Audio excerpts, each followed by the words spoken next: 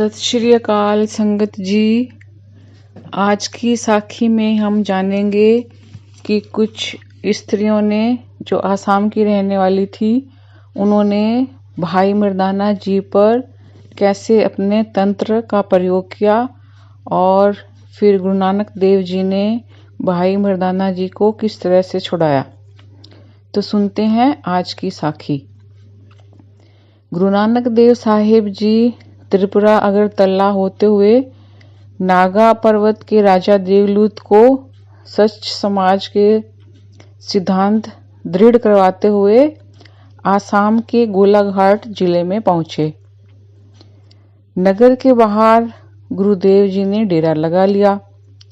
भाई मर्दाना जी ने भोजन की व्यवस्था की इच्छा व्यक्त करते हुए गुरुदेव जी से नगर में जाने की आज्ञा मांगी, पर गुरुदेव जी ने भाई मर्दाना जी को सुचेत किया, यहाँ के लोग तांत्रिक विद्या जानते हैं, अतः परदेसी व्यक्ति को पहचानते हुए उनके साथ अच्छा व्यवहार नहीं करते और यहाँ पर स्त्रियां शासन व्यवस्था करती हैं, इसलिए यहाँ पर राज शक्ति का दुरुपयोग होता है, यानी पुरुषों का दमन किया जाता है। ये सारी जानकारी प्राप्त करके भाई मर्दाना जी कहने लगे, ये सब कुछ आप मुझे बता रहे हो वो तो ठीक है, लेकिन भोजन के बिना कार्य नहीं चल सकता, उसके लिए तो नगर में जाना ही पड़ेगा, पर मैं सावधान रहूंगा। जब भाई जी नगर में पहुंचे तो वहां एक कुएं पर कुछ स्त्रियां पानी भरती हुई दिखाई पड़ी। भाई जी उनके पास गए और नम्रता से कहने लगे, हमको प्यास लगी है, पानी पिला दो। मर्दाना जी की भाषा और वेशभूषा देखकर स्त्रियां आपस में विचार करने लगी कि ये आगंतुक है, मतलब यहाँ का रहने वाला नहीं है, तो ये उनका शिकार है, तो क्यों ना इस व्यक्ति का लाभ उठाया जाए। उनमें से एक ने मर्दाना जी को पानी पिलाया और कहा, आप मेरे साथ मेरे घर चलें, मैं आपको भोजन करवाऊंगी। मर्दाना जी उसके छल को नहीं समझ सके, वो भोजन करने के लिए उसके घर पहुंच गए। उस स्त्री ने भाई जी को भात पेश किया जिसमें कुछ नशीला पदार्थ मिला दिया।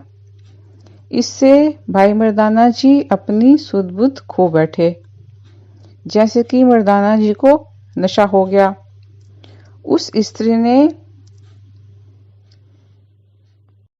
एक धागा जो तांत्रिक विद्या मंत्र पढ़ के तैयार किया हुआ था, मर्दाना जी के गले में बांध दिया।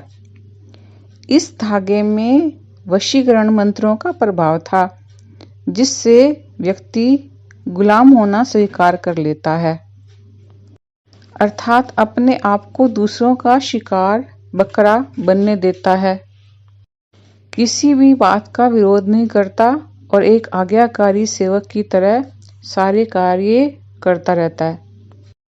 जब भाई मर्दाना जी वापस नहीं आए तो गुरुदेव जी स्वयं भाई मर्दाना जी की खोज खबर लेने के लिए नगर में पहुंचे।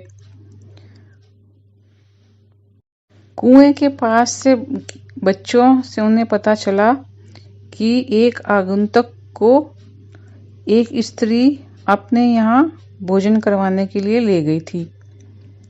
गुरुदेव जी वहां पहुंचे, पर उस स्त्री ने गुरुदेव जी के पूछने पर कि उनका एक व्यक्ति उनके साथ आया था, साफ मना कर दिया और कुंडी लगाकर कुएं पर पानी लेने चली गई। वहां उसने और तांत्रिक स्त्रियों को इकट्ठा किया और कहा, एक पहले यात्री की खोज खबर लेने के लिए दूसरा यात्री आया है, हमको उसे भी वश में कर लेना चाहिए, पर वो पहले व्यक्ति की तरह से सीधा साधा नहीं, चतुर दिखाई पड़ता है, इसलिए हमको अपने मुखिया से सहायता लेनी चाहिए। ये विचार बनाकर वो सारे गुरुदेव के गले में तांत्रिक धागा डालने के लिए पहुंचे।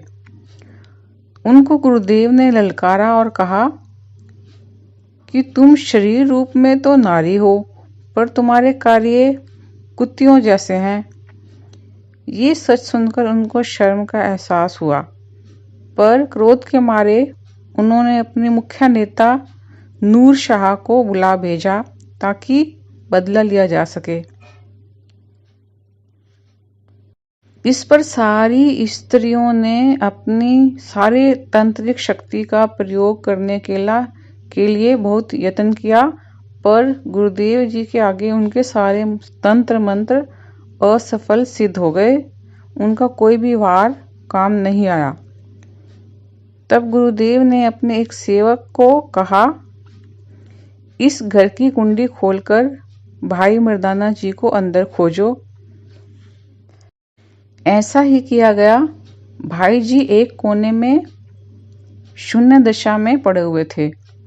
भाई जी को बाहर लाया गया। गुरुदेव जी ने आदेश दिया कि इनको पानी पिलाकर और मर्दाना जी के मुंह पर वाहिगुरु शब्द का उच्चारण करते हुए चींटे दो और उनके गले में पड़े हुए धागे को तोड़ो। ऐसा ही किया गया। भाई जी सुचेत हो गए, जैसे उनको किसी गहरी नींद से उठाया गया हो। गुरुदेव जी ने भाई जी को रबाब पकड़ाकर कहा, लो कीर्तन शुरू करो।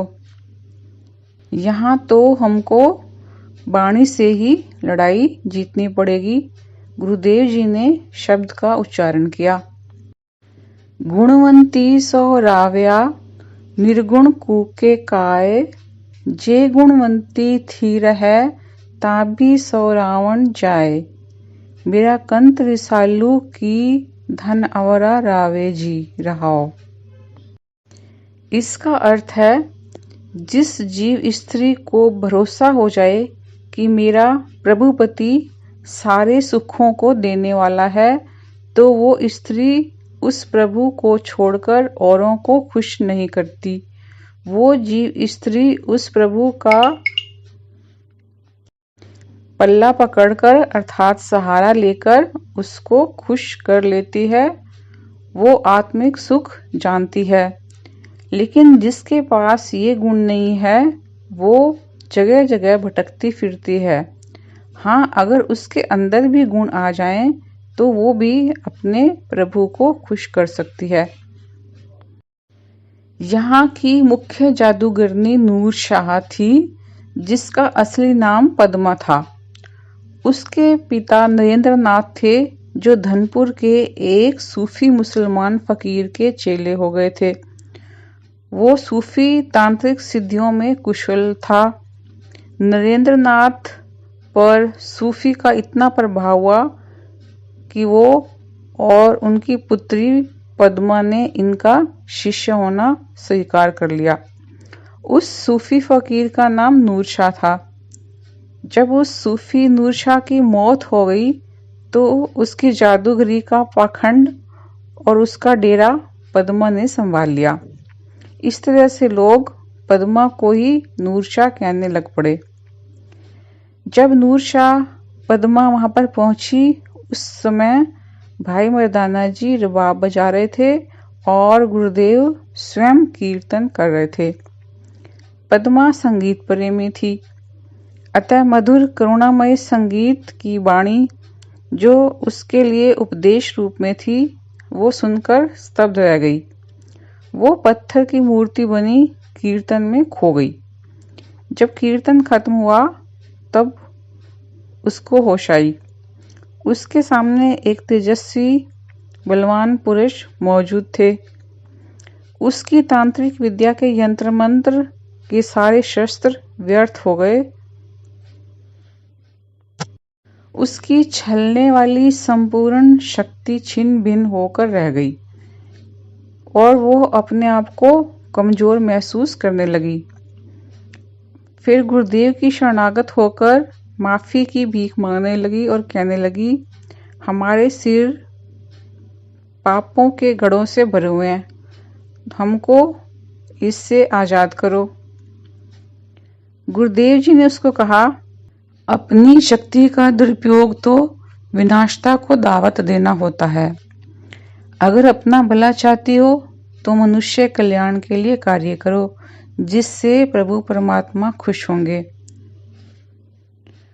तुम और तुम्हारे साथियों का भला इसी में है कि तांत्रिक विद्या त्याग कर परमात्मा का यश गान के लिए यहाँ पर सत्संग की स्थापना करो, जिसमें परमात्मा का नाम जपा जाए।